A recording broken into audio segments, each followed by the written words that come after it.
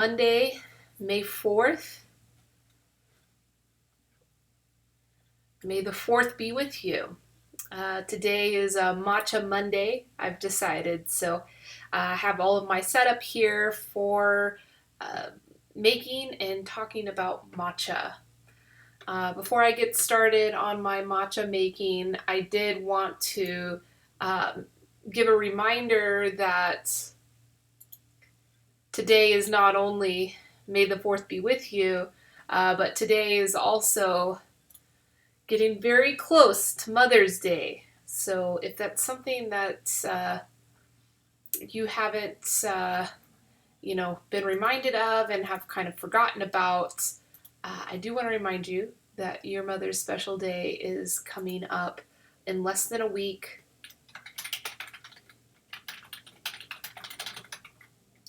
And if you are planning on having a gift shipped to her, today is a good day to go get that done.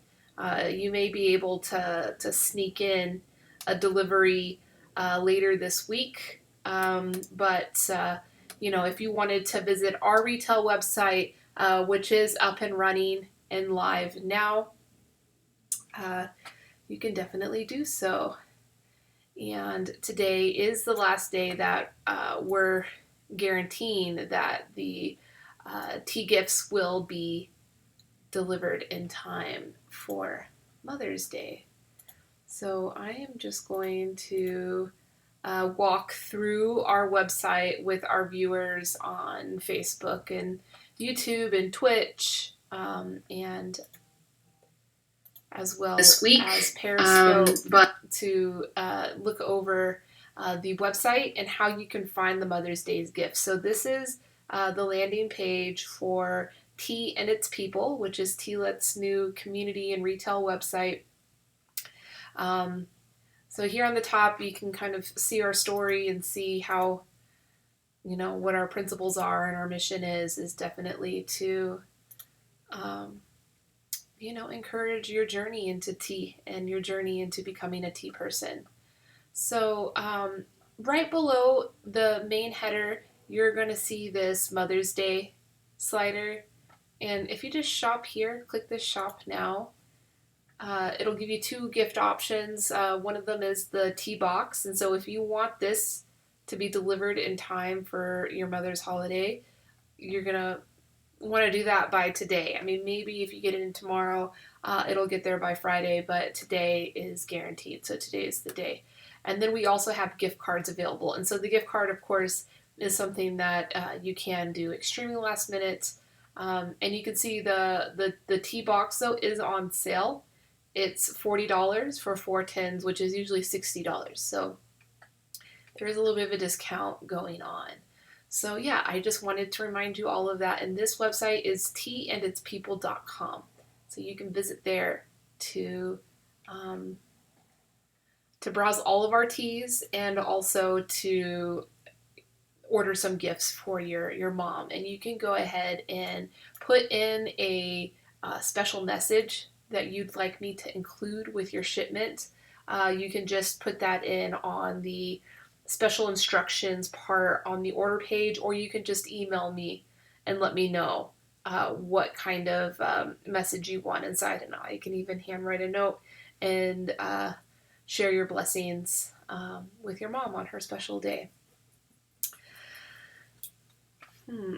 So today I don't have too many industry updates, although there is a little bit of a riffle going on in the, or not a riffle, but just a misunderstanding and mixed messaging around what is happening to the market price of tea in places like India.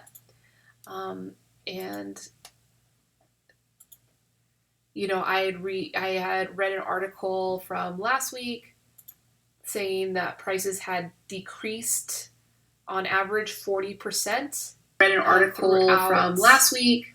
But over this weekend, I have been seeing some messaging from tea planters in India, just kind of sharing information online in different forums And then also an article did go around stating that the tea price were actually increasing.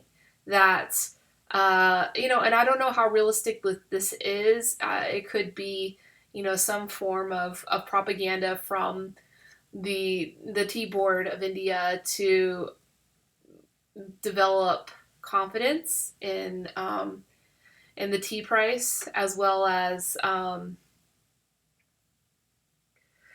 just developing confidence could do a lot. Just like how all of our politicians are trying to get us to develop confidence in the stock market and where it's going, so that we continue to work and continue to invest and to continue to put value into the economy, because they cite that the tea prices are increasing because more people are staying home and ordering tea online and drinking tea to build their immune system.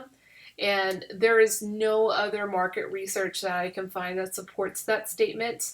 I have seen some market reports that there's been very slight increases of tea sales online. Maybe not for the reason of immunity, but just reason of needing to order tea. So online tea sales have increased. Sinensis Research put out a report last week saying in their surveys they found that online tea sales of specialty tea has increased 7%, not 40%, 7%. So, I think that even that number itself, even though it's a positive number, is not an incredible number, because online tea sales for specialty tea prior to the pandemic was relatively low. It was pretty low. So if you're starting from a low number and increasing it 7%, there are some online tea shops that I know prior to pandemic weren't doing more than, let's say, $500 a month in revenue, compared to thousands of dollars a month in revenue that's happening in their brick and mortar store. So 7% added on to $500 a month revenue is definitely not enough to make up for the lost business from the shutdown. So I don't think that this claim that tea prices in India has increased is true. The only thing that does make sense is the glut, which does cause a decrease in price. So that was the only update I wanted to give today. Most of what I want to talk about today is matcha. Today is Monday. It's the beginning of the week. Matcha is a really great tea to get yourself going, to get your energy levels up. So I was craving a bowl of matcha and figured that I'd make that the focus of my talk today. And then I'll go ahead and open it up for some social time if anybody wanted to come in and talk about their matcha practice, or even ask me some questions about matcha.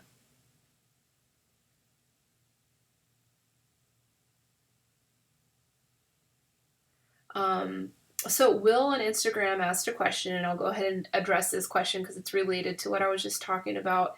And it is asked, do you think that Western-facing vendors in China are going to be impacted?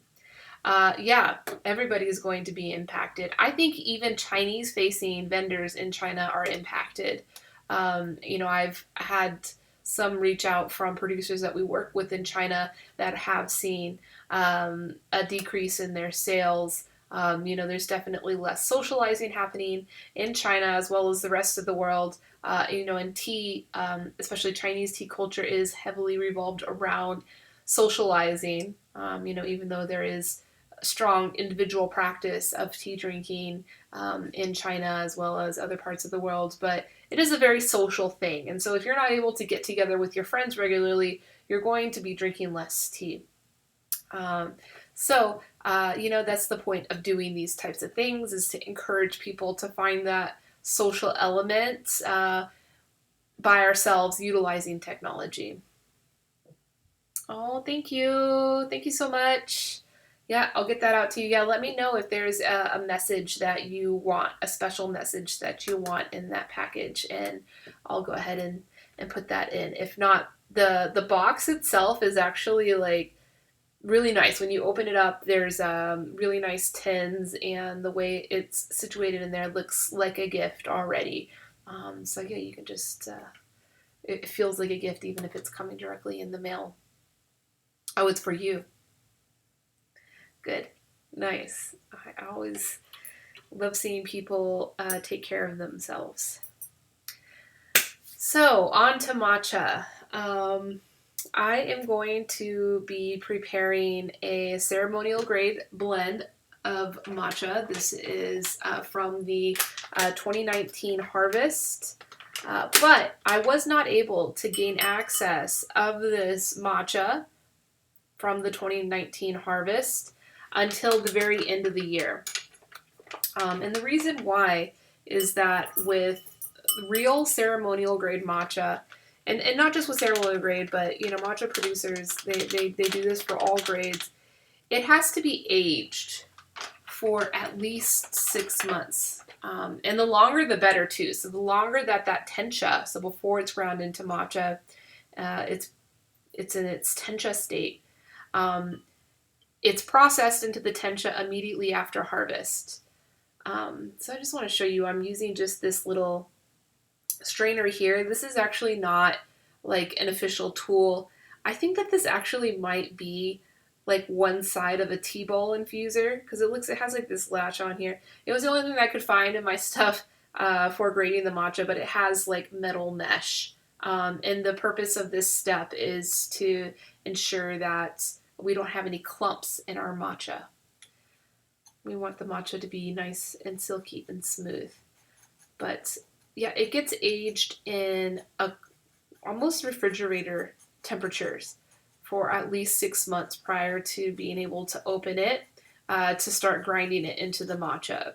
So if anybody ever tries to sell you the fresh harvest matcha in half a tea bowl, it works. The thing about tea and tea service, maybe not tea ceremony, and what I'm doing here is definitely not a ceremony. Once you start getting into the practice of ceremony, things are a bit more particular, and for a reason, and that's why it's ceremony. Perhaps on another live session I'll talk more about that. But in just tea service, there's no right or wrong way other than paying attention to what you're doing and making sure that you're doing it the best that you can do with the tools and the resources that you have available to you. So if this works and does the job, then why the heck not? So I got all the matcha out. You saw I did not weigh the matcha. I just poured it out into here. So that's another thing with matcha is that recipes do not have to be exact. It's all based off of your own feeling and your own preference of how you like it. I like to be able to stay engaged with you guys while I'm doing this. So, having my scale out and doing things exact would be a bit of a challenge compared to being more casual and just confident that I'll be able to prepare a good cup of matcha. If I was preparing it for you, of course, I'd be making the best cup of matcha I could for you, but I can't do that, so I'm just going to spoil myself with this good cup of matcha.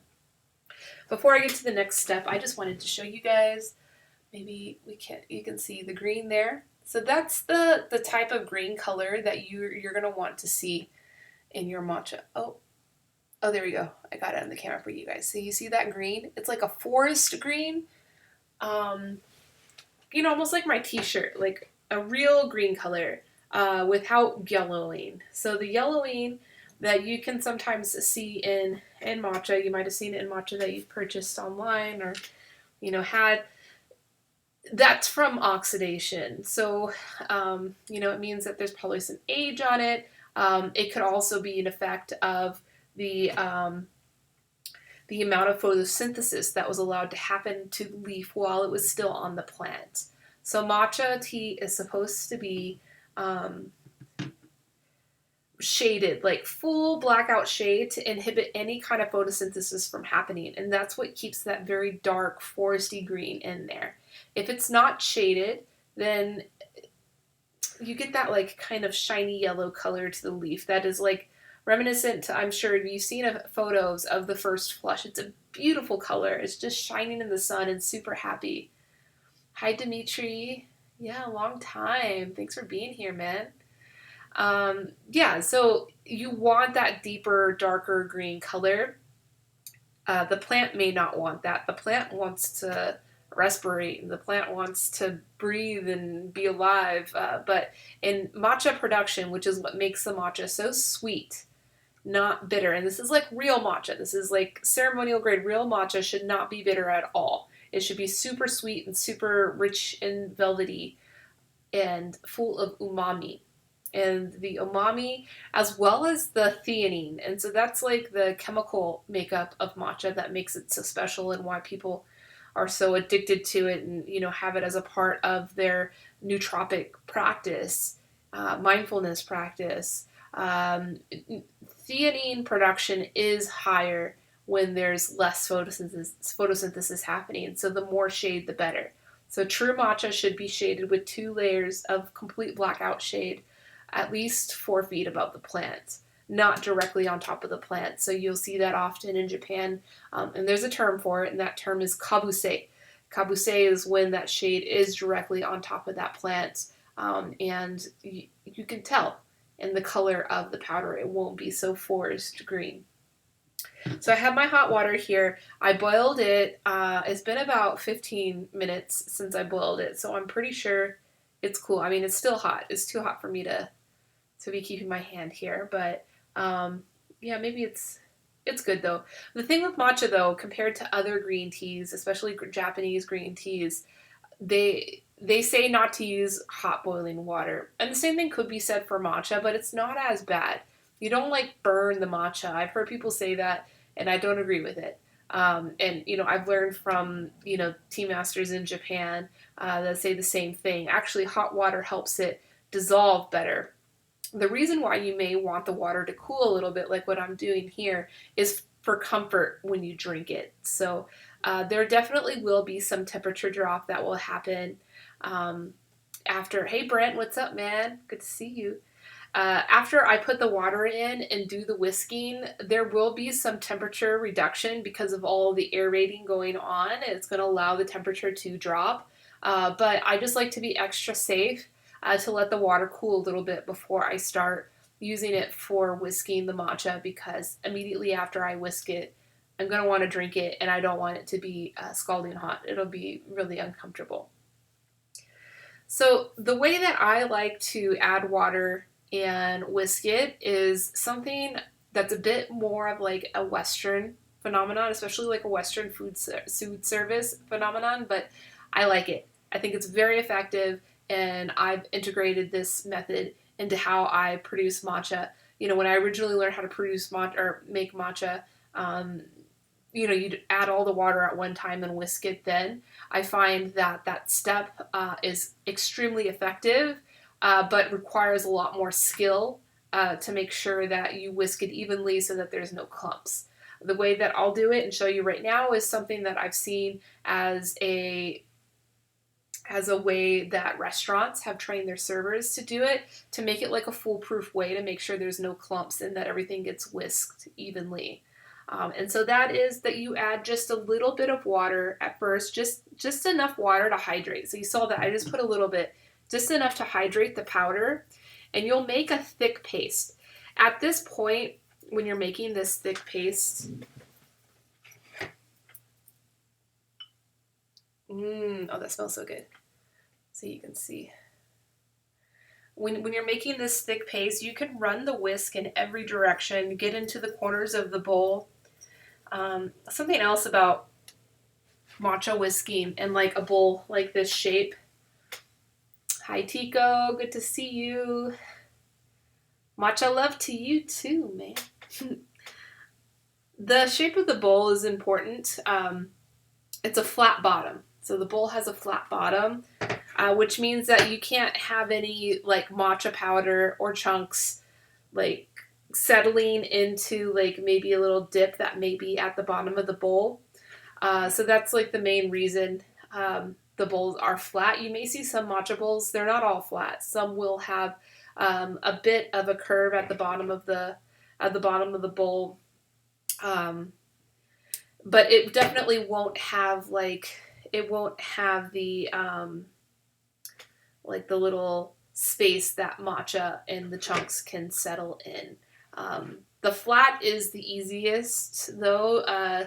You won't have anything settling at the bottom. And if you make this paste like this, you can like go in every direction to make sure that you completely integrate all the water with the matcha.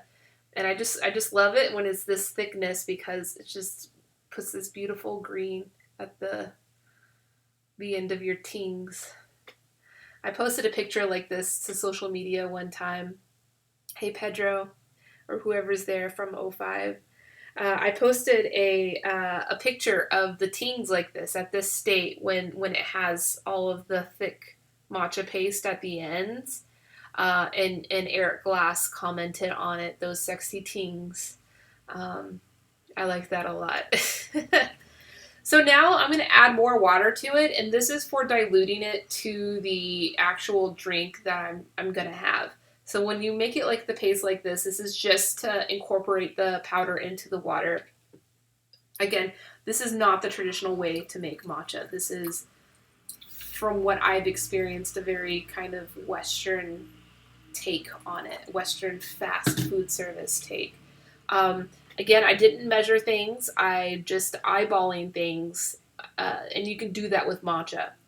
The only thing I tell people, okay, so I'm mixing now, and I'm making sure not to touch the tings to the bottom of the bowl now, and only doing one motion. It should just be an up and down motion with the wrist, not with your whole arm and not getting in there. Show you this beautiful. So, I'm not pro. If I was pro, I'd make sure not to have any of the, there you can see the froth on the top. Nice, yeah. Yummy, yummy. A pro matcha practitioner would not have any of the large bubbles in here. At the end of the whisking, you would go through and pop those little bubbles. I didn't do that. Sometimes I do that. So if you're ever making a bowl of matcha for a practitioner of Japanese tea ceremony, hey Turbo Ted, good to see you.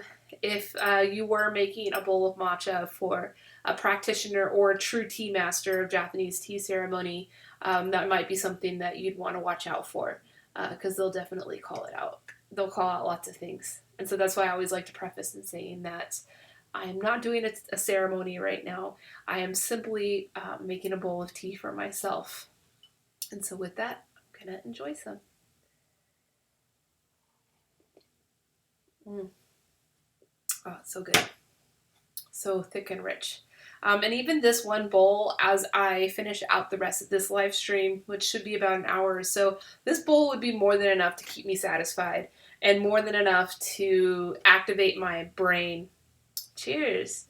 I hope you have a bowl of matcha. I encourage all of you guys to celebrate Matcha Monday with me by producing a bowl of matcha for yourself, and then may the force be with you. Maybe the fourth be with you. Because, matcha, or tea in general, but matcha specifically is what I like to call the nootropics of the gods, which is essentially Jedi powers, Also related to Star Wars with matcha, and I was talking about this earlier. So yeah, I am not practicing any school of tea. I am not practicing any ceremony. I am simply making a bowl of matcha for myself. There is an Udasenke school here in Las Vegas, and I will attend their classes sometimes and their ceremonies. May the fourth be with you, Marie. Marie, I saw your tea ceremony from Sunday. Was that yesterday you were doing that? That looked incredible. It looked like so much fun. I'm really happy to see you doing that. That's good. Yeah, Marie from Not Made in China in Albuquerque had posted a virtual tea ceremony session with her I think you guys are with the Ude Senke school. I'm not too sure, Marie. I think you can confirm that for me. But yeah, their little tea crew. Oh, this is so good. It's so like rich and velvety and just like it's such a delayed response. Like when you take your first sip, it's like, oh yeah, that's good. But then it's like after you've sat with it for a while, and especially your breath coming up, it just like it brings so much sweetness and softness to the throat. And then of course, just making my mind um, feeling really good. Do you want to add matcha to your order? I'll email you about that. We'll take care of that for you. Yeah, I do have matcha. I have lots of it. And it's fresh, good stuff. Marie confirms it's the Uda Senke school. So yeah, they got all together. I assume that you guys got together in a Zoom room and just made matcha together. I think that's incredible. It's very good. So in regards to like the recipe that I was speaking on, like how I'm just eyeballing everything and how I encourage you guys also to eyeball everything. I mean, even if you go to a tea ceremony, they're also eyeballing it. You're not seeing that practitioner with the scale weighing out exactly, their 2 or 3 grams or whatever they want in their recipe. They're eyeballing it, but they're eyeballing it very well because they have a lot of practice and experience.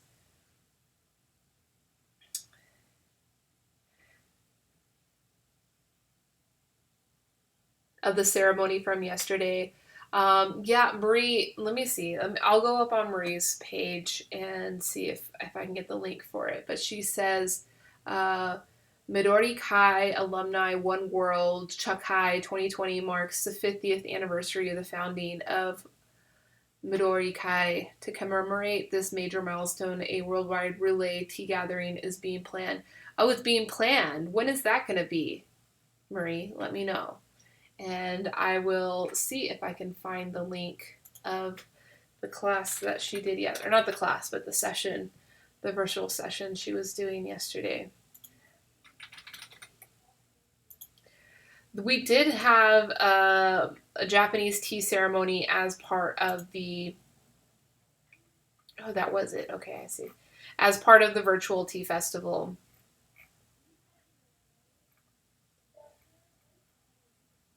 So yeah, there is a link here. Yeah, it was broadcasted by somebody. How many people were there, Marie? 7 hours? 7.5 hours? Incredible. Wow, so cool. Oh man, okay, so I'm definitely going to share this with you guys. Wow. So yeah, this is a tea ceremony for sure. People all over the world. Okay. Let me add it here. So, yeah, the festival was great. Yeah, we had it from Ecuador. It went on for 24 hours. So what got on that link that I shared, thousands of people. That's incredible. And Marie, is this usually like a offline festival?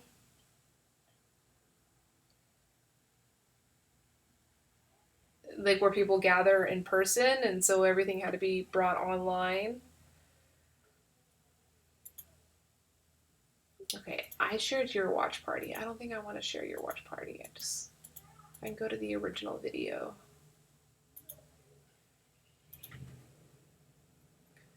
All right. So this is Uda Senke, Midori Kai. Fun.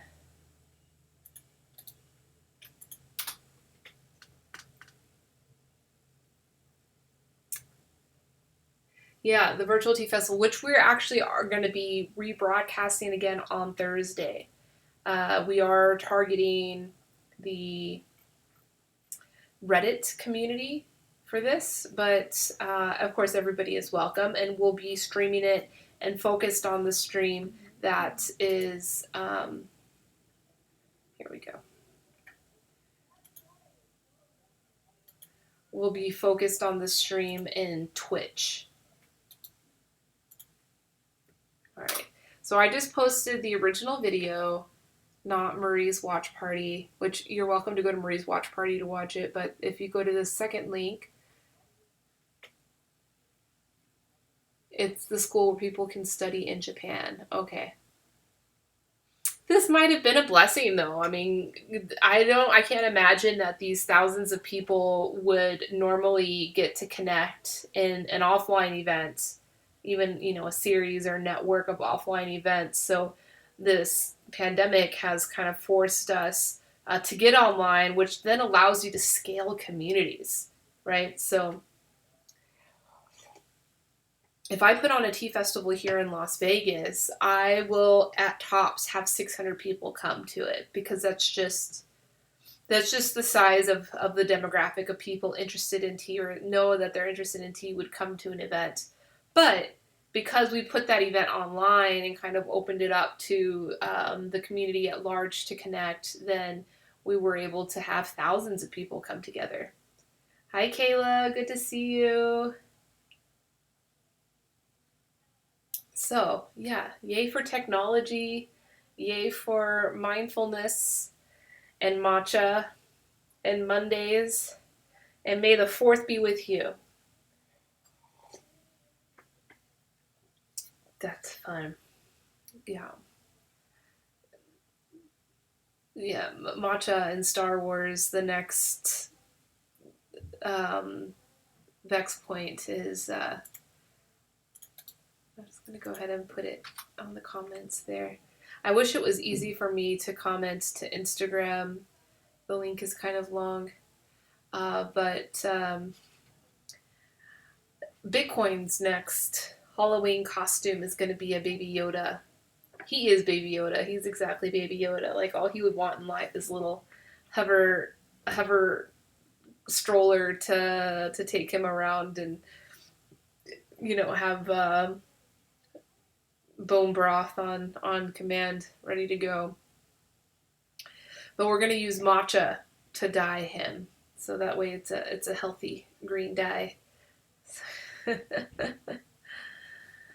So that's the intersection of Star Wars and matcha, for me at least. Okay, so now I'm going to talk a little bit about what makes matcha special. Outside of like how great it tastes and how much fun it is to prepare it and share it with other people, and obviously, practice it. And he does look like a Yoda. He's got his like ears. He's a little Yoda. He just needs to be green. But, there's a lot of hard work that goes into matcha, and this is the reason why it is so high in value and high in price. Like, matcha should never be cheap. If you ever come across a matcha and you think, wow, this is cheap, I should buy one, I should buy it and try it, I'd caution you into buying a lot of it, because more than likely it's not going to be real matcha. And when it's not real matcha, and simply powdered green tea, it can be very bitter, it can be really coarse and having like a really coarse, unpleasant texture, but mostly it'll be bitter and undrinkable. A lot of people, maybe some of you folks that are watching this right now, say, no, matcha is not my thing, I don't like it, it's bitter. It's because you haven't had matcha yet. And, I have seen the reaction of people that get to taste real matcha for their first time after thinking that they've hated matcha their whole life, or at least, the past 5 years since they were first introduced to matcha. A lot of times it's because, or all the time, it's because they just never had real good matcha. So I'm going to go ahead and show a video right now. This is just like our general video that we have for the matcha with Kuni-san, who was also part of our virtual tea festival, and Hattori. Hi, my name is Kunikazu Mochitani, and he's the Yoshiaki Hattori. This is his farmland, and we're making matcha with underneath the solar system like this. I'm going to go back for a while and just show you this. So this right here is the matcha grinding. So this is one of the prerequisites for whatever you're drinking as matcha to be officially ceremonial grade. And this is one of the steps that always gets skipped by matcha producers. And a lot of the ceremonial matcha we have on the market is not going through this process. So this is a traditional stone grinder for tencha.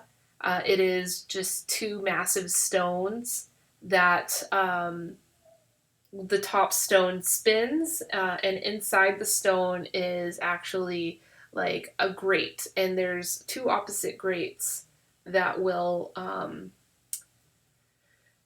create friction against each other, that as you spin it, it will take that very delicate tencha leaf, which doesn't have the stem in it. So that's also another important part of ceremonial grade matcha, or even real matcha, is that the stem should be removed.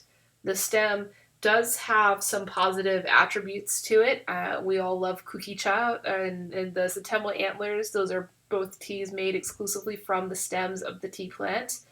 But for the purpose of matcha, to get the right color, the right texture, the appropriate profile for your matcha, you do not want the stem in it. And so that's an extra laborious point that also adds to the cost of the matcha. But these stone grinders here, they traditionally were operated by hand. And we actually have one here which we use for demos or education sessions to show people and let them really feel and touch what making matcha feels like. And what you're seeing in this video is a mechanized version of it. It does have a machine that's turning it. It's not a human being. But these stone grinders can only grind 40 grams an hour.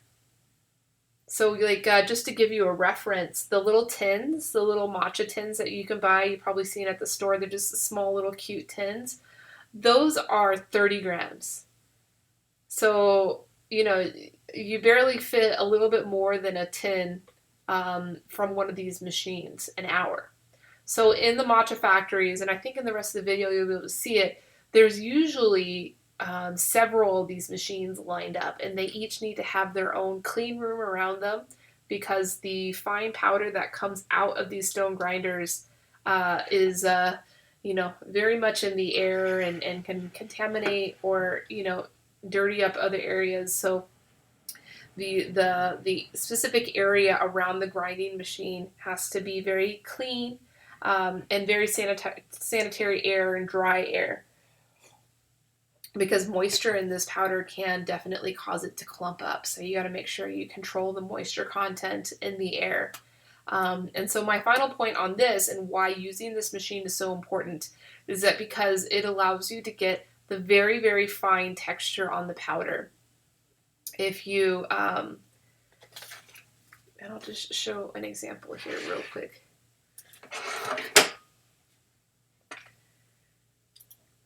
I'm just going to go ahead and make a little mound here to show you guys the test that you can use on your matcha to see if it's been ground in one of these traditional stone grinders.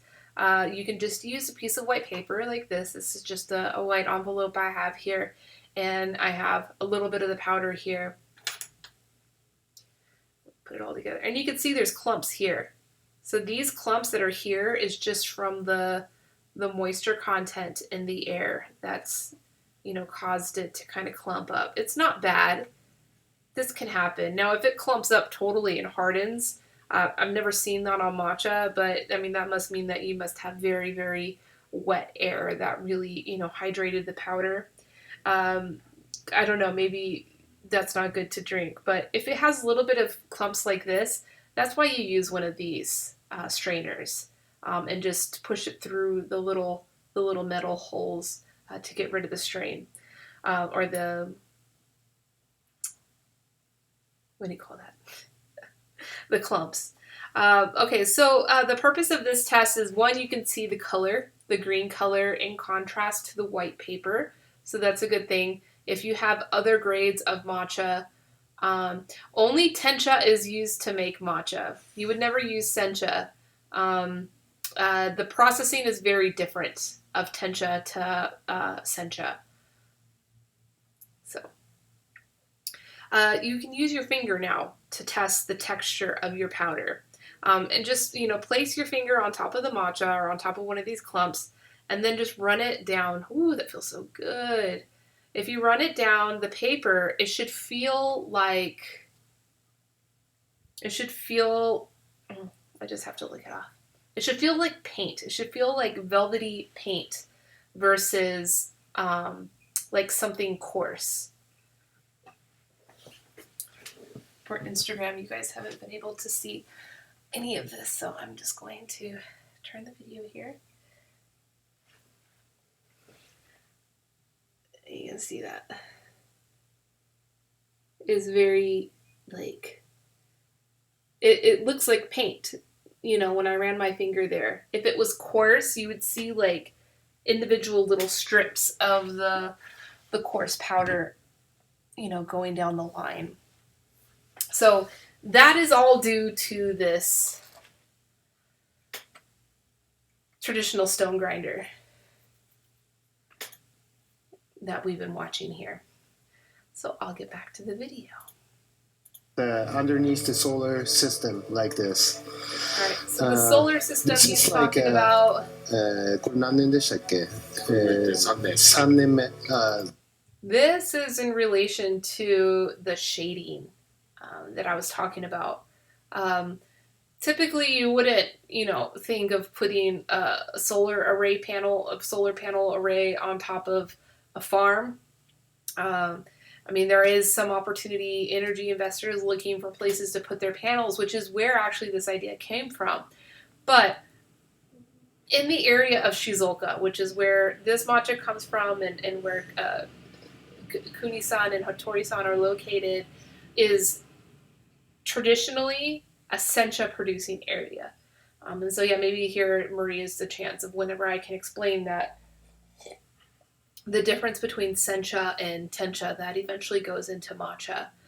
So the growing region of Shizuoka was pretty much exclusively built by the unemployed samurai class. When that whole era of samurai was outlawed in Japan, a lot of those folks that needed new lines of work and new thing had moved to Shizuoka and pretty much built the industry there. And all of the varieties that were planted there, the processing systems that were set up, and then all the marketing systems set up were for sencha, which is the common form of tea that's consumed in Japan now. I think like 90% or maybe even more than 90% of the tea consumed in Japan is in the form of sencha. But a lot of that is in the form of very convenienced, commodified products, such as ready to drink. They call in Japan pet bottle. And this is actually the background that I have when I first started working in tea and studying tea, which was with Itoen, which makes the ready to drink unsweetened green tea. Sencha leaf is used in that. And so that's what a lot of the demand for sencha in the market has gone towards, is these really low value. They're competing directly with Coca-Cola. So just think about it in that context. Like, this product is directly competing with Coca-Cola. So they need to be able to offer the product at a competitive price as well, which means the market dynamics for the producers of these types of teas, the sencha tea, it hasn't moved anywhere in the past 40 years. In fact, price has even gone down. So in this area of Shizuoka, the farmers are there. They're all aging. They're educating their kids and having their kids just get the heck out of there and go to the city. Don't farm matcha. Matcha is a dead end thing. And Kuni-san, which many people in the States have probably interacted with because he comes here often to educate and talk. He is not traditionally a tea producer. He's actually a city boy. He's in the city, and after the tsunami of 2013 or 2011, I'm sorry, he became very interested in renewable energies as well as rural lifestyles and business opportunities for himself that would better the clean energy and sustainability initiatives in Japan. And so he chose to move to Shizuoka, not because of tea, but just because Shizuoka is actually, compared to Tokyo, which is where he was, is a very rural community, even though it's a pretty big city, with all the surrounding, farming villages around it. He moved to Shizuoka just to get a new start and to try to realize what his future career would be. And once he was there, he started deciding he was going to work with solar energy because he knew of these energy investors. So these are people that have the solar panels but have no land to put them, which in Japan is a very big issue. Land is a very finite resource. It's an island, and it's like gold. If anybody owns land, they don't just easily give it to someone or give a lease to someone. They're going to hold on to it forever. So these energy investors have a very difficult time finding land to put their projects on. And so that was like the preface of all of his work, is just trying to find where is a synergetic opportunity to create that business. And while he was in Shizuoka, he learned from the tea farmers there about the struggles that they were having with the sencha market, right? Because I told you they were all growing sencha, and even to this day they still are, for the most part, growing sencha and producing sencha and getting a very low price in the market. So he says then, well, what about matcha? Matcha's going crazy, in the States. It's going crazy all over Europe and all over the world. Why aren't you guys producing matcha? Can't you get a higher price if you go for matcha? And the farmer says, well, we'd have to uproot all these plants and put in the matcha varieties. And then on top of that, we have to invest in the scaffolding system above the garden to put this blackout shading cloth. And so traditionally that scaffolding, very similar to the scaffolding you see in the video here, is made of bamboo, which is, a renewable great resource. But when you're trying to cover acreage of tea gardens with the bamboo, not only, is it resource intensive, but it's also a lot of labor to put these things up. So this is when Kuni-san saw that synergetic opportunity where he can merge the interest of these energy investors that are looking for land to put up this scaffolding system with the PV array, and to the farmers that want to start making matcha. So that is the reasoning for the PV, and it does play a very important role in the quality of the product. It's coming to be 3 years old, and then we planted. Yeah, the cultivar is a samidori. And why we're doing this? This land was left over. The farmer before had stopped cultivating this land, so Hattori was asked to do the farming on this land. So what he did was, this region has like 90, maybe 9% is always making Yabukita sencha. But since these days the matcha is really famous, and he's trying to make the authentic way of the traditional matcha kind of making. So with the traditional matcha, we need covering the shades when the harvest time is. So actually the shelves for the shading is really important for matcha cultivation. So this was the idea brought to make the shade shelves, collecting the investment back from the generation of the electrics itself. It's kind of like an eco project. We're kind of like researching how the lights affect to the plants, taking away and thing. We have the plantation over there, which planted at the same time without the solar panel over there. Seems like the taking certain amount of the lights affecting the tree grow good, better than that place over there. So it's Hattori has this method of traveling all the world, tea districts all over the world, and then he found out there is a technique of the all over the world has the technique called shade growing. So this for the high quality tea. So these solar panels supposed to be doing that the same kind of thing. It's like a light control, sunlight controlling for the teas. All right, so that's that. Sorry, I was just sharing a link with. All right, so that search Facebook for the Urasenke, Midori Kai. Just search Facebook for that, and you should see like a 7.5 hour video that comes up, and that was that collaborative tea ceremony that I was talking about earlier that Maurice shared with us. So yeah, now you guys should know everything you need to know about Amanda.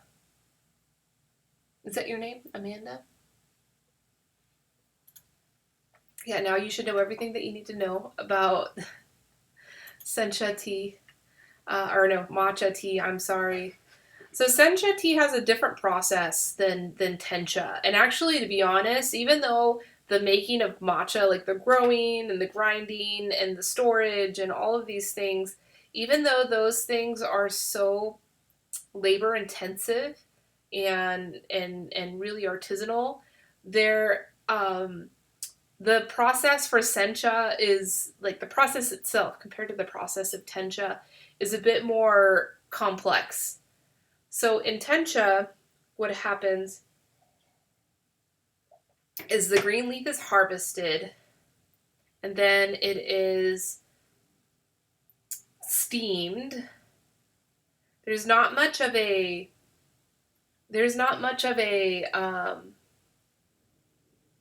withering process. Even though there's withering happening just from the time of harvest to when it gets to the factory, there is a little bit of time there for a withering to happen. There's not like an official withering step. It pretty much goes straight into the steaming process. And then immediately after steaming, it'll be blown up this big chute. And the purpose of blowing it up the big chute is that the steam will like stick all the leaf together. And there's not going to be any other step in the process where the leaf can be separated. So like in sencha processing, there's going to be several kind of roasting steps and rolling steps where the leaf will be separated. But in tencha, yeah, go find it. I hope you enjoy it, Terry. It looks very cool. It's a lot. There's a lot of stuff going on it. It's 24 hours, so it's incredible, matcha community. The right after steaming, the leaf is blown. Just like a big shoot of air throws it all up in the air, and that causes all of the leaves to separate, even though they've been steamed and are all sticky together. And they all separate, and then they enter into a furnace. And this is the tenchado. This is the main part of the tencha processing. The tencha factory is this big furnace that generates a very high heat, and that is just drying the leaf. So it's just steamed, separated, and dried. And then after it's run through the furnace or the tenchado, that takes quite some time because it's a big furnace and there's multiple layers that it has to drop and go, on this conveyor belt through the oven to make sure it's properly dried all the way. After that, then the tencha, the raw tencha, would then be put through a process that separates the stem from the leaf. So I was saying that earlier that for it to be official matcha, ceremonial grade especially, that stem would need to be removed. And so that's a different machine where the yellow parts or the stem are removed. And then from there, it'll go into storage and be stored for at least 6 months before it's taken out and blended and ground into the matcha that we drink. Sencha processing is much more complex than just steam, separate, dry. So the same thing happens where the harvested green leaf comes into the factory. There is some minimal amount of withering that happens, but then it's steamed. And then after the steaming process, it goes through a series of different rollers. And so these are rollers that are on a hot plate. So there is heat involved, very similar to like the dragon well processing machines that I had showed a few weeks ago, of the tea being pushed back and forth inside of a kind of heated trough. The surface of the trough is superheated. And in sencha processing, it'll go through several different machines that are at different temperatures and different pressure of how much pressure is being put onto the leaf as it's being rolled on that hot surface. So that's why sencha has that very thin, smooth, glossy finish to it. Is because of all of this kind of roasting that happens whenever it's being rolled on those hot surfaces. Very similar to dragon well, but the leaf is very small. It's pretty cool. And sencha, you think of all those like little like twigs, like all those little thin pieces that are in part of it. Each one of those little pieces is like its own leaf set. That's how meticulous this process is. It takes that full 2 leaves in a bud or 1 leaf in a bud and condenses it down into one of those little shreds. And that's just from all of that rolling that happens. And after the final rolling process, I've seen some factories that have 3 or 4 or even 5 rolling process. After that, it goes into the dryer. And then you got the aracha, which is like the raw form of the sencha. It's not officially sencha until also the stem has been removed. But in the case of sencha, the stem removal is a different process than it is with tencha, and the stems are actually saved, and that's what we get as kukicha. So that's the yellow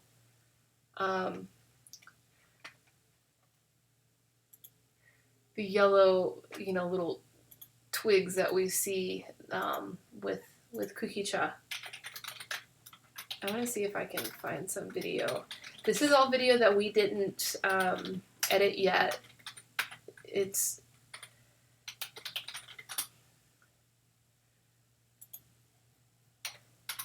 But we have it archived in our storage here, so I can find some raw video and show it to you. Anybody learn something new about matcha today?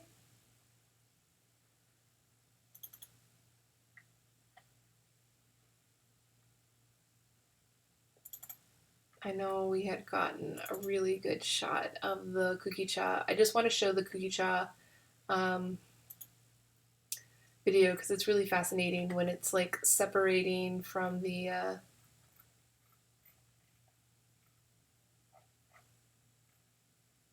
let's see, maybe it's this one.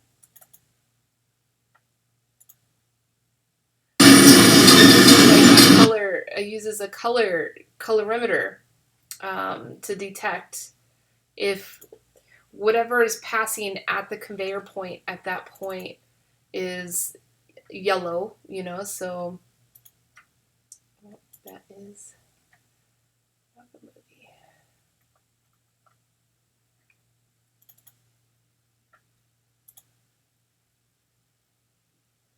Alright, so this video here is good though. This is just showing the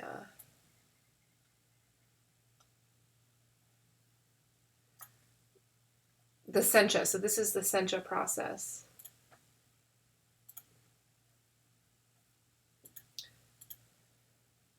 So this is what these series of rollers look like. You see there's like a heated surface that the leaf is on, and then these like spinning brushes basically will brush the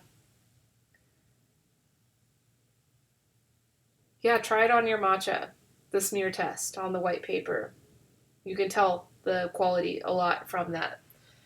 Yeah, I'll play the video again because it's just so cool. So this is a heated surface. The surface that the tea is on is hot, and these brushes are just kind of brushing it along, and that's part of that process of, you know, condensing it down to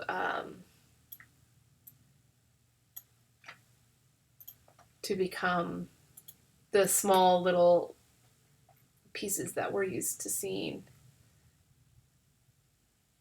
Let's see, maybe this is it.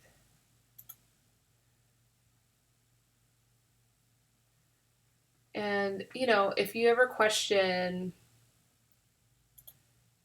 the mastery of Japanese tea processing, you say, oh, it's all mechanized, there's no mastery needed. You know, this video shows you that, like, when the product is being moved from one roller to the other, that is different batch to batch. You know, it's not like a recipe that they follow the exact same way every single time. So what they do is that they have to, you know, put their hand in and grab a piece of it and use their own intuition to know if the tea is ready to be pushed on to the next step or not. So yeah, I thought that was a cool video that represents that. I hear that a lot. I hear people say, "Oh, well, you know, Japanese tea making is not, you know, mastery like it is in like China because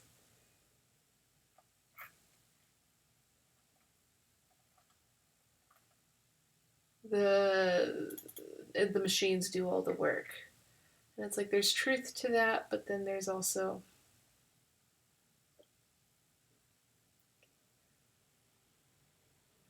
so you can see this guy is actually using the Chinese style roller in one of their processing steps to roll the tea, not just the heating plate. So every factory will be different. Every tea master does it different. There's even ways of making sencha by hand. So that's something called temomi. You might see that in the market.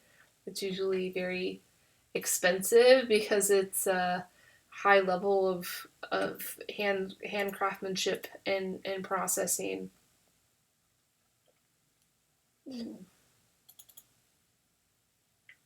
see. I really want to show you guys this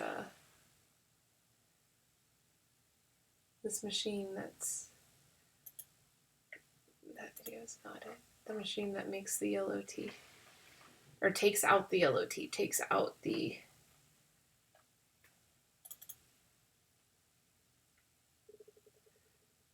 sencha. Or yeah, the kukicha. Yeah, it's not here.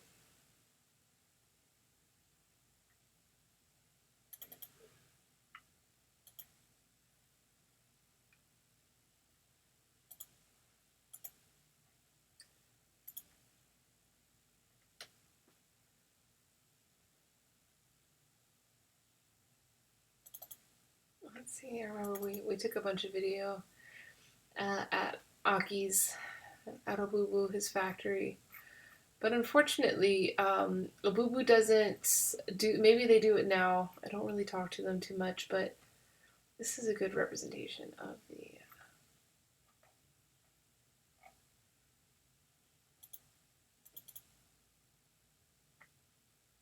see if this file converts. See, these files are so unedited that they're just raw. So this is kind of an example of what the,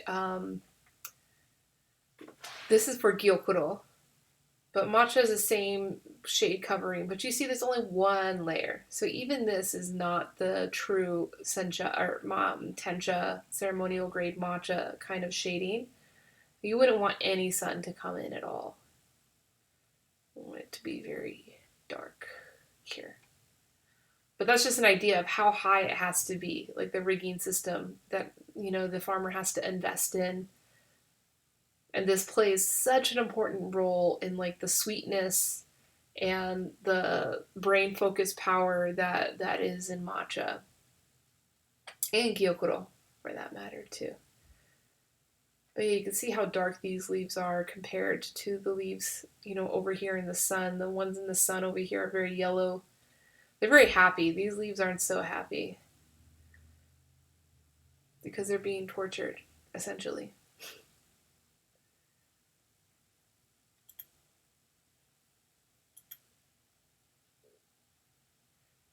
How do they dry out the tencha? They dry it with the furnace.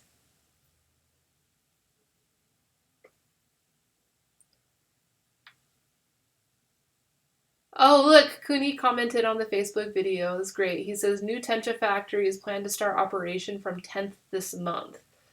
So, yeah, that's this video. And actually, I wanted to show that video anyways, so this is a good time. I'll bring this video over and we can watch Kuni's video.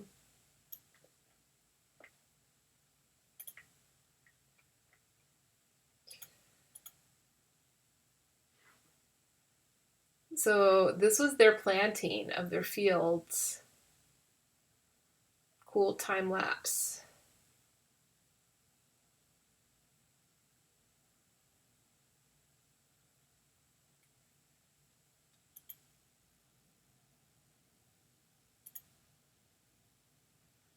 And Marie, at the end of this video, there's like a little tour of the factory and I will show. Hi, Oliver. I'm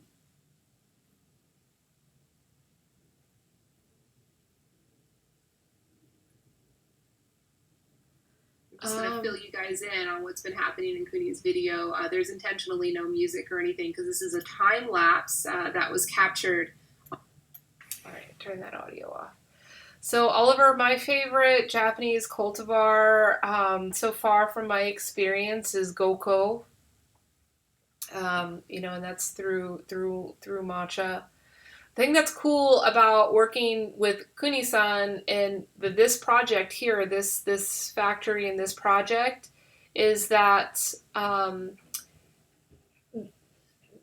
it's a completely vertically integrated operation, meaning that if you wanted to get a product that was a single cultivar, you could.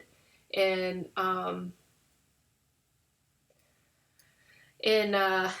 in most Japanese production or matcha production, it's very siloed. Like the farmer does one job, and then the tencha factory does one job, and then once the product is in tencha form, then it goes into like the J tencha market, where the brands that you guys probably know will go and purchase their matcha or their tencha, and then throughout the year they will create different blends for the different products that they create. A matcha producer. So a matcha producer is not a farmer. They are like 3 points away from the farmer. A matcha producer is usually a brand. So like some of the main brands that we would know would be Itoen or Ippodo. Those, or even like Sugimoto, which is like a very popular wholesale brand and retail to a certain degree. Those are all like tea finishers. Those are like the last points of the I'm just trying to get the video going from his tour of the factory. Here we go. So here he's touring the factory, and let's see. I think he's finished the tencha furnace by then. Okay, here. This is the tencha furnace. So it's just like a really big oven, and there's multiple layers of. Oh, there it is. See this white part here. That's the tencha oven. I'll go back even farther. Oh, he's showing the inside of it now too. So that matcha producer will like have all the stocks of the different tenchas that they source from different places. And then they will create the blends that then, okay, so that was going from steaming to here. Here's the tencha furnace. So this is the actual drying part. Let's see. Turn the volume up. We get his And this is that thing I was talking about, the air shooting up.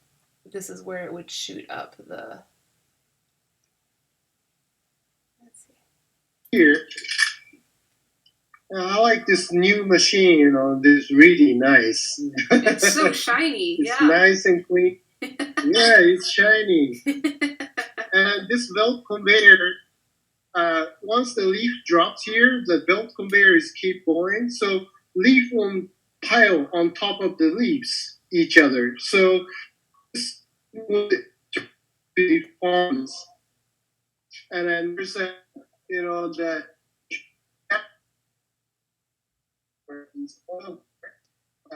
heats up all the bricks of the farm. And then the leaf enters here and goes through. You cannot see, one way it's operating because this has enormous heat inside.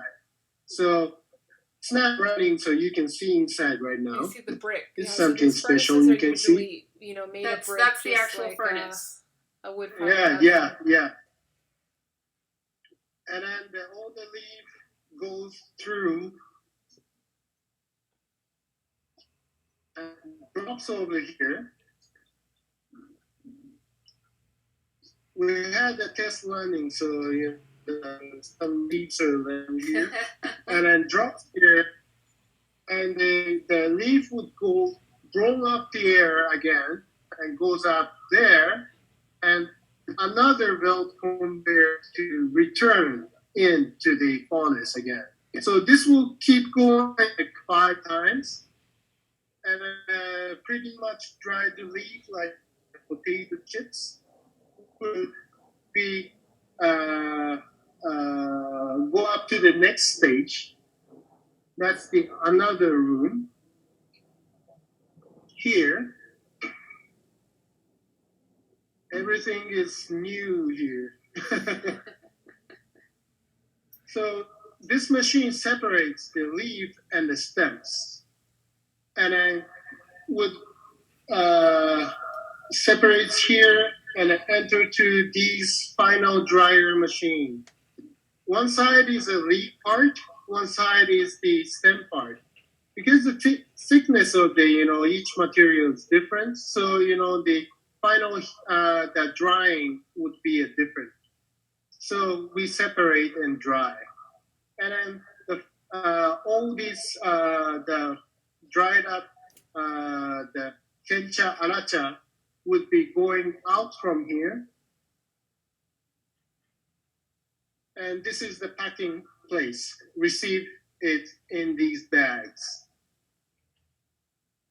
So product this factory would make is the material. So that's it. So that's just the what's called the tenchado, where the tencha is made and then it's packaged, and then these packages would then go into a cold storage for at least 6 months. And so then in October, you said this is May, we're now in, Kuni-san just said that May 10th is the date of when they'll do their first run in this factory, brand new factory. On May 10th, they'll do it, and then at the beginning to middle of October, all of that tencha that's been cold stored would be opened up and can start doing the blending and the grinding into matcha. So yeah, we won't get to experience this year's matcha harvest until the autumn, and that happens every year. So the difference between something like this and matcha that we can get from major brands and stores is that those matcha producers in the brands in the stores, like, they don't want to connect you with the farmer, and actually a lot of cases they're not connected to the farmer themselves. They're not trying to keep things single origin. They are just trying to create a final product that they want for their brand. So oftentimes it'll be a blend of many different sources as well as origins. So, you see Uji-cha. Uji is a very famous region, tea producing region of Japan. It's the most highly marketed and highly prized region, tea growing region. And so people see that brand and it adds a lot of marketing power to it. But in the law of what you can title as ujicha, it only has to be the last step of the process. Wherever that finishing happens, has to happen in uji. And even what's classified as uji is much wider than Uji, the city where the tea is grown. So Kyoto or even Mie Prefecture, there are a lot of areas around Uji, not in Uji proper, that can be considered Uji-cha. So if a blender or one of these tea finishers is in Kyoto and is sourcing tea from all over Japan, including Fukuoka and Kagoshima, which is like very south part of the main island. As long as they're doing the blending and the processing, the final processing, the final grinding of the matcha in Kyoto, they are legally allowed to call that uji-cha. And so that's where a lot of the confusion around uji-cha, like most of the uji-cha that you see on the market is not actually grown in uji. It's not actually the terroir of uji. So yeah, it's usually blends of tencha coming from all over the country, just ground in uji area. So what's unique about this is these guys are in Shizuoka and they are able to keep things single origin. I'm sure a portion of their production every year will go into that general kind of market that I was talking about, where it would be blended with other teas, but to the most of their ability, they are going to try to keep their production local, and that's how we can get access to these single cultivar, not only single garden, but single cultivar matchas. And that's how I was able to discover that, I prefer the Goko cultivar over the other single cultivars. In the market, it's not really considered the highest quality, the highest priced one. The highest valued one is typically the Saimadori, which was the cultivar that Kuni-san was talking about earlier that him and Hattori had planted. So that is a high regarded cultivar. It does have a very rich, complex flavor profile to it. But I find the Goko to be like nuttier and sweeter. And that's, what I'm attracted to, in my green tea. But everybody has a different taste. But when it comes to matcha, it's going to be very difficult for you to find a single cultivar, single garden sample to try. But definitely reach out to us and we'll be able to help you get access to that because we work with very cool, sustainable projects like Matcha Organic Japan. That is the name of this project. And actually, this project, the video that we saw, is actually an entire village. So it's, I think, 8 growers that Kuni said are in this network that are working together to make their gardens and also make this factory. And they are in a very remote area of lands that are, kind of going. Yeah, we're the only ones that have the single cultivar matchas to try, which does make them very pricey. So if you do ask me for a sample of single cultivar, please be prepared for a price that you've never seen on matcha before.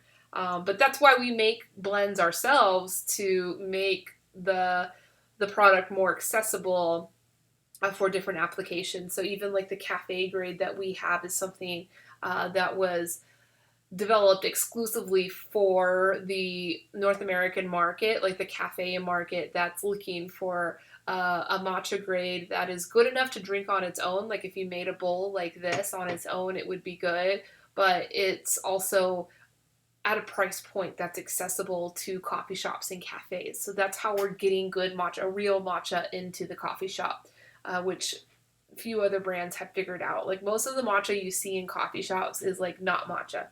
It is powdered green tea that's already been pre-blended with sugar and milk powder and other preservatives, and just not healthy and not matcha and not good. So yeah, our goal is to make sure that even the most casual coffee shop will have matcha available for you, real matcha.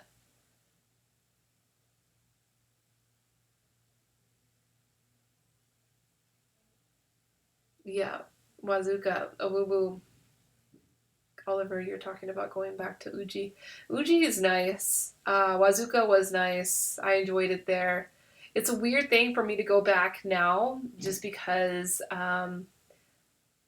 it's a very different place for a foreigner now than it was whenever I lived there and worked there. When I lived and worked there, I was like the first foreigner to ever, step foot there. Although I don't think I was. I'm sure other foreigners had been there, but that was always kind of the response I got from people, is that yeah, I was like so unique and different. But now at this point, I think Obubu's had like over 200 people not only visiting there. I'm sure they've had thousands of people just coming for a daily visit, but hundreds of people actually living there for months at a time, from all over the world. And at one point of time, there's going to be 4 or 5 foreigners living there at one time. And yeah, it's a very strange, different experience for me. And additionally, I no longer work with Obubu just because they didn't agree to the standards of transparency that I ended up making for Tealet, and for the businesses that can work together on our platform, because yeah, Obubu did. They claim to be a single farmer, but they're actually not, and they're not proponents of organic agriculture, and there's just a lot of things. But yeah, really grateful for the town of Wazuka. I made a lot of great friends there, and learned a lot about tea there too.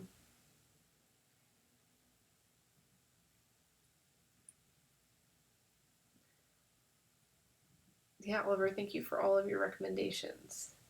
I'll have to look them all up. Yeah, I know that tea store. Yeah, and that tea store you're talking about, and that the thing with the pudgy cheeks, that's Cha Cha Chan. She's like the mascot of the town of Wazuga. That store has a really magical tea house that's like up on top of this cliff. I don't know if it's up on top of a tree. All I know is that you have to climb up like a lot of steps to get to it, and you can reserve a little tea time, a little tea session up in that area. So yeah, I remember that the last time I went to Wazuka, I had a session up there with a couple of friends, and that was really magical. I also stayed in the hotel there, which was also unique and fun, because all the other times I'd ever gone to Wazuka, I stayed just in I stayed in my homestay place. So um, yeah, which was a whole nightmare story on its own. But all your life experiences make you who you are. So I'm grateful for it.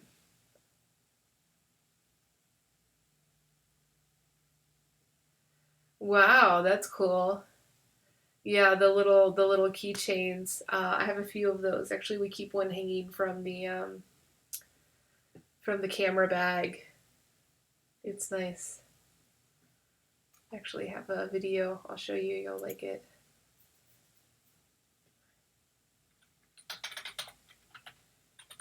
I'm sure you've seen this video. You said you were looking for Aki on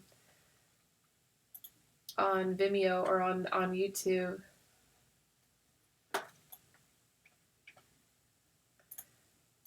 So this is Aki-san in his tea field. Yeah, get some audio. So yeah, he always likes to dance.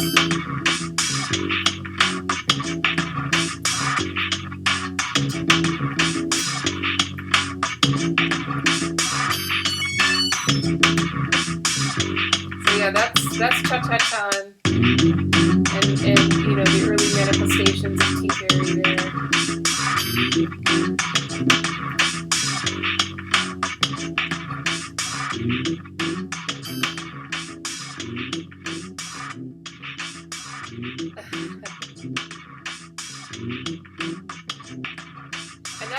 Aki inside the cha-cha-cha costume.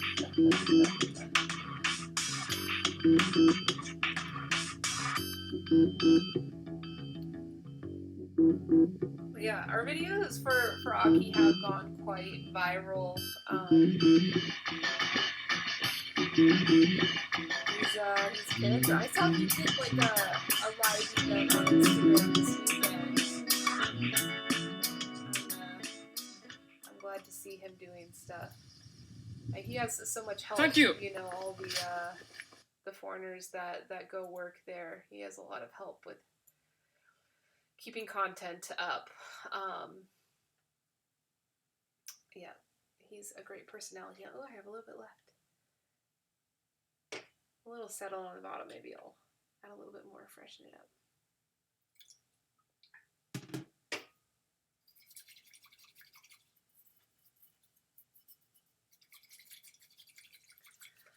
So yeah, let's see. We have any more questions? I think we're good. I think I might be.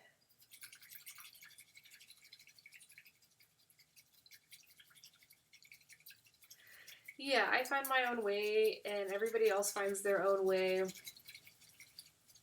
And perhaps, you know, the roads can realign. But, you know, like the whole principle of this business that I've built is to empower people. And or farmers specifically, if a farmer like finds their own way and has been empowered enough to do it on their own, like I am perfectly happy, actually mission accomplished, if they are able to do it on their own. So in the case of Abubu, I mean, it's just a little bit unfortunate because, you know, like that's kind of one of my roots, and those were like original tea friends that I had and people that I trusted and lived with.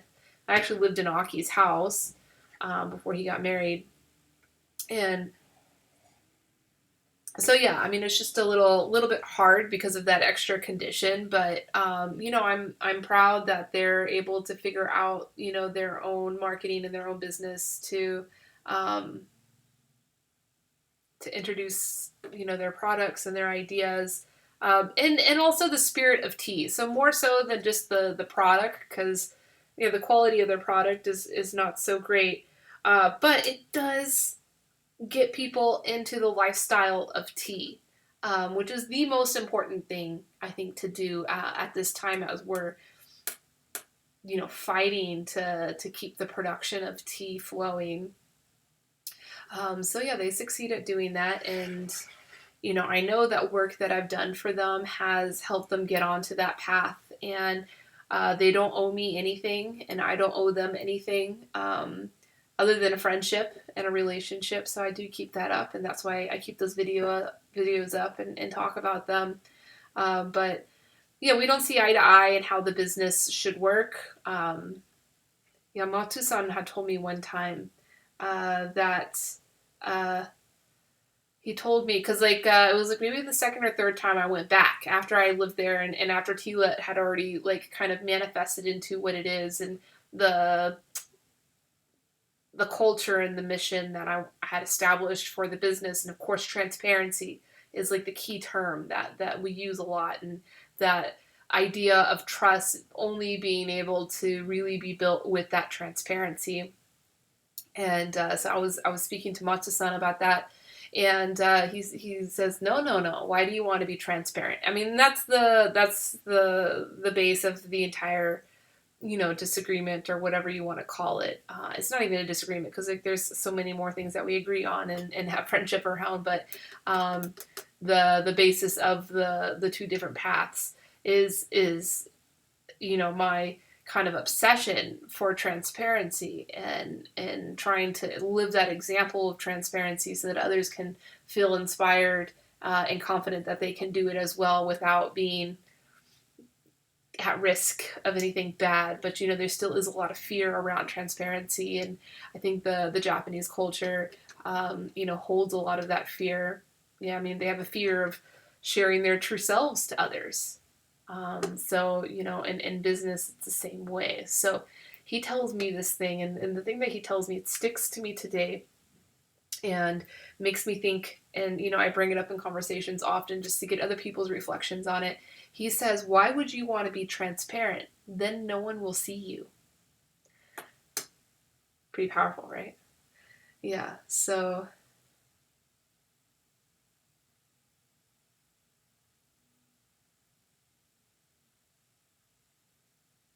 yeah. So, yeah, I'm still happy for them. Overpriced. See, so that's what I'm talking about. Why would you want to be transparent? Then no one will see you. And I think, well, you guys see me right now, right? So that's what I can't, yeah,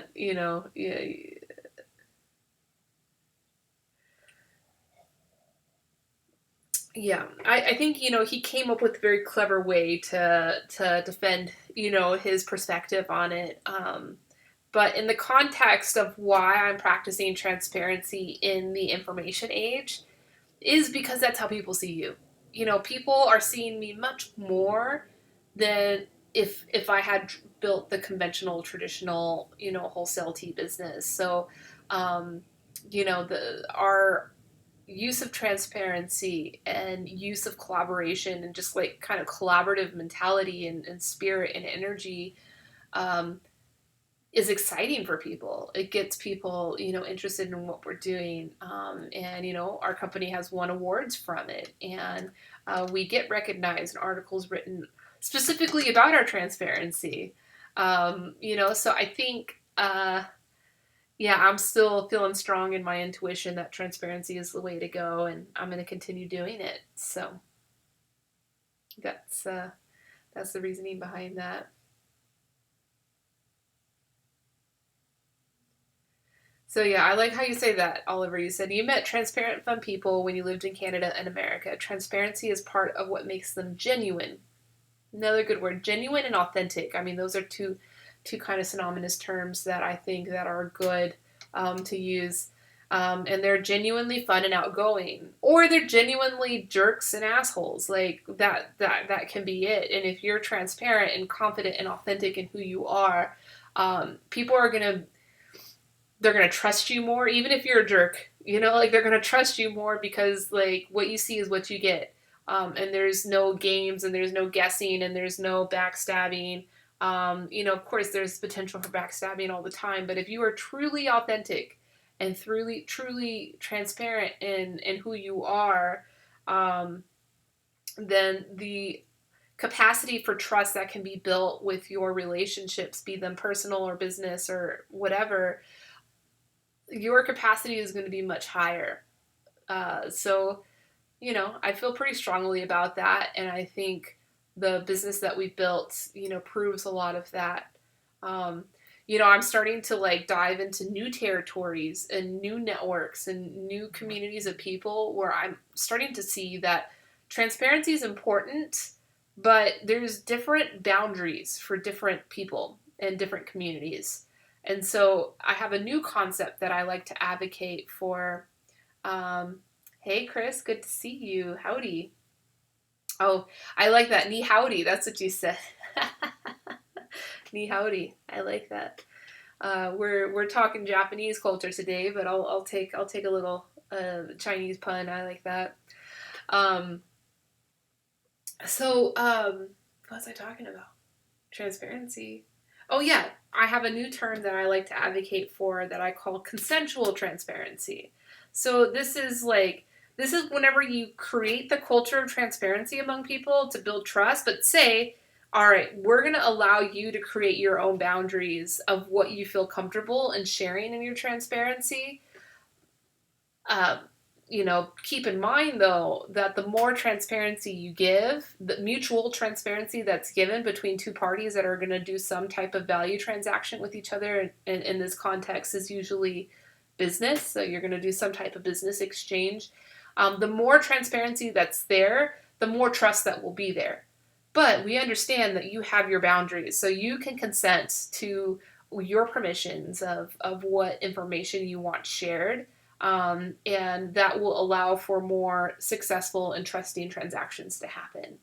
Of course, in tea, a lot of the tea farmers that we work with, excluding Obubu, because this is like where that conflict came up, is that these farmers are in such a marginalized and vulnerable position that they are willing to share everything, and they're proud to share everything because they have, first of all, they have nothing to lose, they only have to gain. Like, they're already in this very oppressed, marginalized position. So they want everything to be shared. So whenever I build the Tealet site, they're like, yeah, put all my information out there, get it all out there. I want to, discover new business around the world. But then you go to another type of business and, they may say, like, so here's the example, and I'll be, forthright about it. I have explored the industrial hemp industry and offering the type of supply chain services that I offer to the tea industry to these hemp farmers, because there's such like a weird kind of huge spike in market growth, which also there's a spike in production growth, but these producers that have the skill set to handle this demand, just 10 years ago or even just 5 years ago, were all criminals. So their mentality about business and how they're used to interacting with people are very different. And then they also possess a lot of power in these transactions because the demand's so high and there's a very limited exclusive source. So the power dynamic between the two parties is very different, and the boundaries that each of those parties have for what they're willing to share with each other is very different than these tea transactions that I've been doing. And so that's where the whole concept of consensual transparency comes up.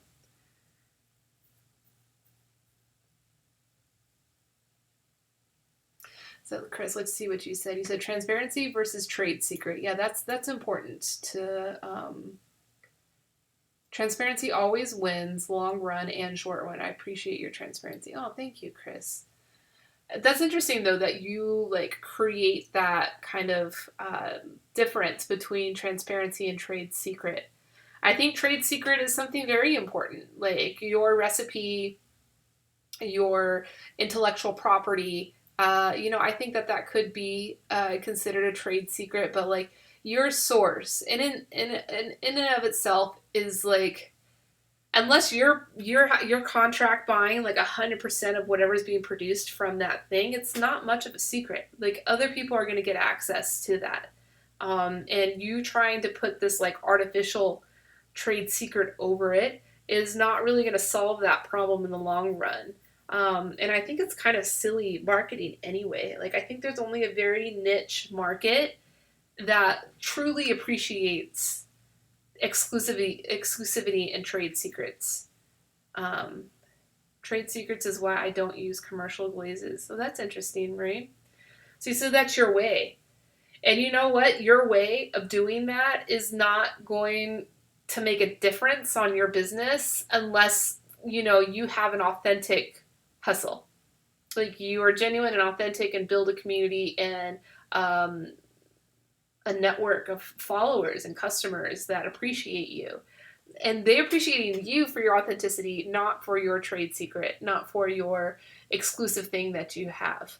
But there is a niche market, and I've found it pretty much exclusively within the specialty coffee, which is like a very masculine, veering towards the masculine energy of value being in the exclusivity in a thing versus in the quality of the product. And you might have seen this too going into, a lot of them aren't food safe. That's true. Yeah, you gotta be, they say it's food safe, but it's not. That's true. You've got to like research your product. I mean, at the end of the day, if you end up giving your customer an unhealthy product, it's going to fall back on you, not just on your, not just on your suppliers. For you to say, "Oh, the supplier said it was this."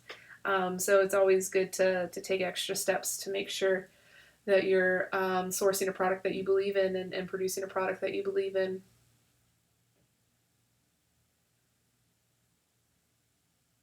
They put the chemicals on right as the buds are developing. It's funny. They can't go organic. They don't care. So Japan doesn't care. Japan, they actually like chemicals. So like the flavor profile, high quality flavor profile in Japan that yields the highest price in the markets are the teas that have the strongest umami and the strongest flavor. And the farmers have just become so accustomed to using it's mostly the fertilizers that they use. I mean, of course, utilizing herbicides and pesticides helps to focus the growth in the plant, but the fertilizers is really what packs in all of that umami. So yeah, like using chemicals is a part of market success in Japan for the local market, just for the local market. But now I'm starting to see the other end of that argument with farmers where it's like we've hit this tipping point where like every year when you start using chemicals, every year you have to use more and more, especially if you wanted to make it stronger and stronger umami, you have to use more and more. And so they're hitting this tipping point where the economics are just not working for them. It's like it's too expensive for me to add more chemicals. And so a lot of farmers are choosing to go organic out of necessity, even though 10 years ago, the mostly the Western market was pleading for a lot of these folks to go organic for a market purpose, and they all denied it, saying that's okay. You guys don't pay a good price for our tea anyway. We have more success in our domestic market, and they don't care for chemicals. Like we can use all the chemicals we want. They just want that strong umami. Um, so it's kind of weird. And the funny thing about this whole story is that if you try to import a product into Japan, then you have to provide either a JAS approved organic certification or test on each lot of product coming into, including tea. So if you wanted to send teas into Japan, you'd have to, provide the test verifying that there's no chemical residues on it or the organic certification, even though like over 99% of tea produced in Japan is using immense amount of chemicals. So it's like no one else can poison us, only we can poison ourselves. It's just a really weird situation. Yeah. Yeah, I mean there's some people that like Marie that like wouldn't want to share their secrets of how they make their products. And it's like, what are you afraid of? Are you really afraid of someone producing that product themselves and no longer buying it from you? Like, if that's your fear, that's a silly, irrational fear. Um, I think the same thing could be said about like restaurants, like chefs, and like, oh yeah, or oh, this is the one that I don't get. Like things like Coca-Cola is like, I mean, I guess other factories could do it, but I feel like what really separates yourself and brings your business success is your own authenticity and your own brand and the following around it. Of course, if the quality of the product that's being sold is good, that helps. But I think that authenticity and your authentic hustle is much more important than the secrets of your sources or the secrets of your ingredients. So for that reason, I'm not a big fan of patents and those types of things. Even trademarks, I don't own a single one of them. Um, if I ever ran into a problem of having to protect my intellectual property, which I actually had to do a couple weeks ago, and it was super easy. It didn't require a lawyer or anything. I just had to send them a message and just say, hey, this media that you're using is the property of Tealet. Please take it down. If you would like to get access to the license of this, we can talk about it. And they immediately took it down and wrote back to me and said, so sorry. We didn't mean to do that. We didn't want to do that, And I've had to protect our intellectual property. And the only intellectual property we have is like our photos and videos, which we have a lot of amazing, beautiful photos, which if anybody sources tea through our platform, they get licensed to that media to use in their own marketing.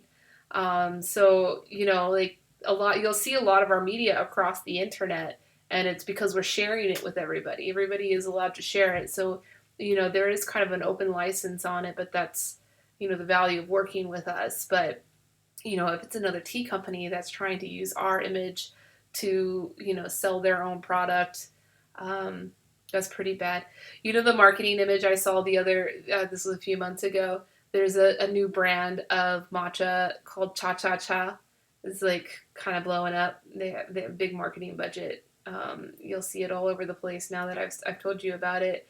They had someone giving out samples in a store in Santa Monica that I was in, and the marketing materials has a picture on it, and it's like best quality matcha directly from the source.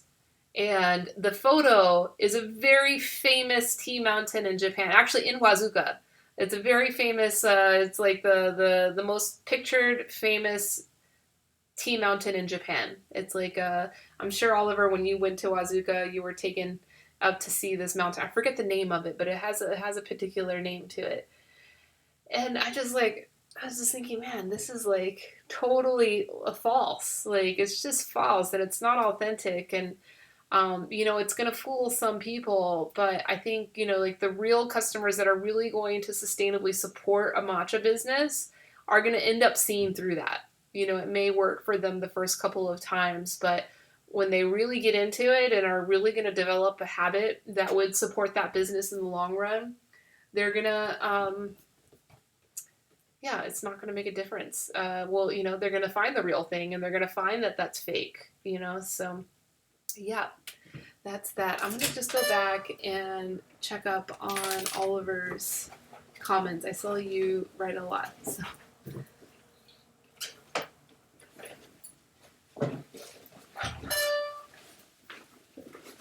Yeah, new cultivars over heavier fertilizers is definitely a good idea. So Oliver, you are organic.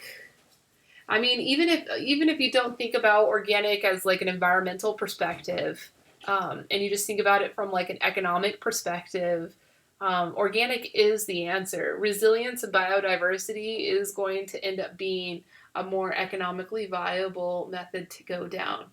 Of course, if you care about the environment too, then there's even a stronger argument that we shouldn't be putting chemicals into the ground and altering, the good work of God or the spirit or the energy or whatever you want to call it.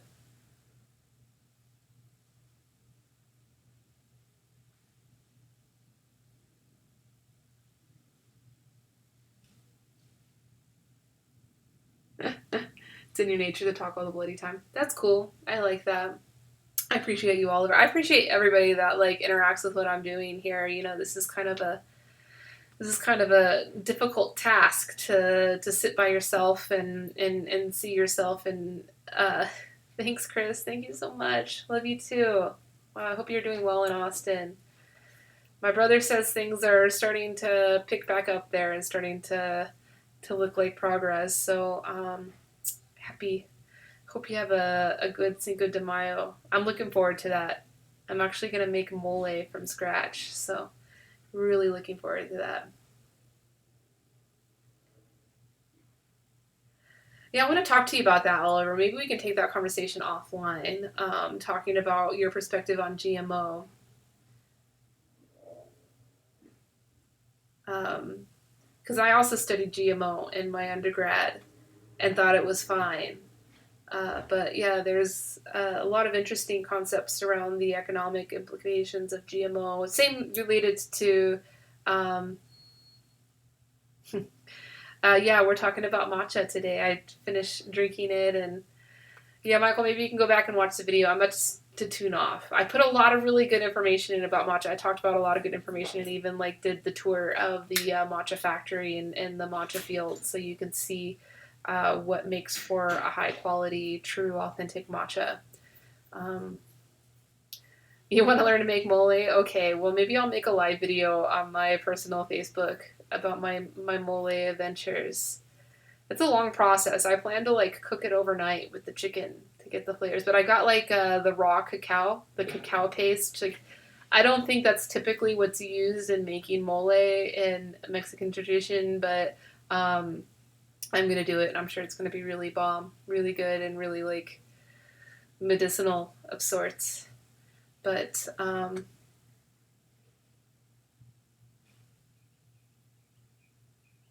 Oh yeah, be safe. You're right.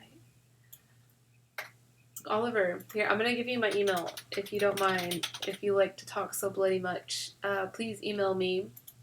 I want to ask you about your perspective on GMOs. Because, yeah, you had mentioned something a few weeks ago that, like, put on a signal for me.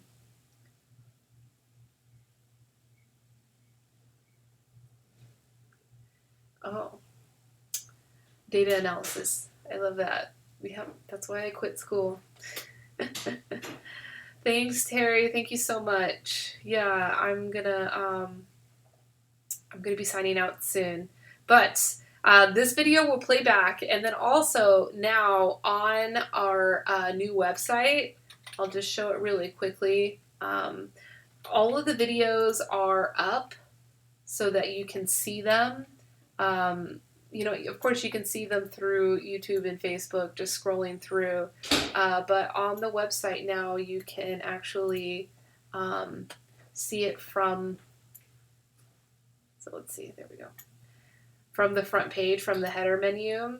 So we have all the teas separated here that you can go through. But this virtual tea party has all of the videos here with like little blurbs about what each one is about, and you can go through and find one that you want to see, and then each video also has a so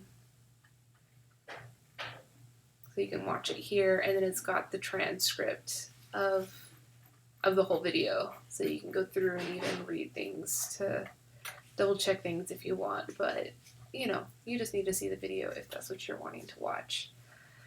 So I guess that's it. I'm going to tune out now and get back to work. I've got lots of work to prepare for the rebroadcast of the Virtual Tea Festival on Thursday. But thank you so much for joining me on Matcha Monday, and may the 4th be with you.